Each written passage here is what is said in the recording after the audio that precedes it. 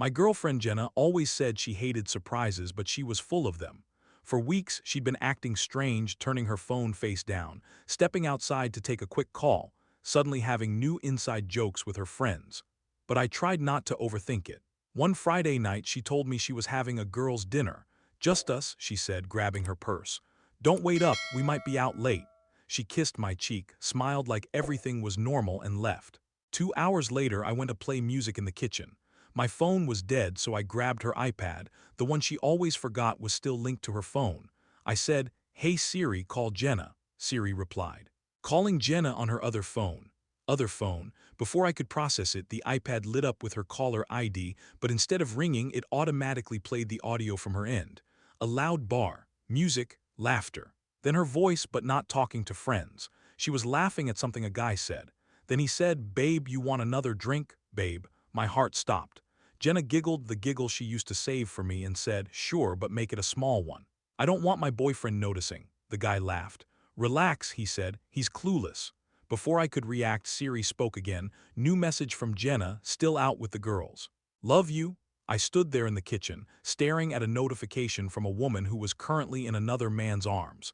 I didn't text back. I didn't call. I just listened as Siri kept accidentally exposing everything she said. At one point, Jenna even whispered, "Don't post anything. He checks the background of every photo." She knew exactly what she was doing. An hour later, I drove to the restaurant she claimed to be at. The parking lot was empty.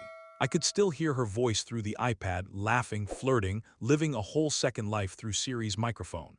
I didn't confront her there. I didn't want a scene. Instead, I went back home and waited.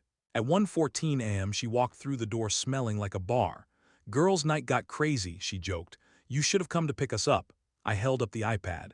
"Who's babe?" She froze, her face drained of color. What?" Siri played everything, I said. "All of it, the guy, the drinks, the lies." She tried to laugh it off. "Siri glitches sometimes, not enough to invent a boyfriend you were kissing." Her excuses collapsed fast. Finally she whispered, "It was just flirting. That man called you babe. Well, I didn't correct him. And you let Siri correct you." Silence. She reached for my arm, but I stepped back. "You didn't just cheat," I said. "You mocked me for trusting you." That was the part I couldn't forgive. She packed her things the next day. The guy she cheated with, he blocked her after she showed up at his place crying. He didn't want drama, but Siri.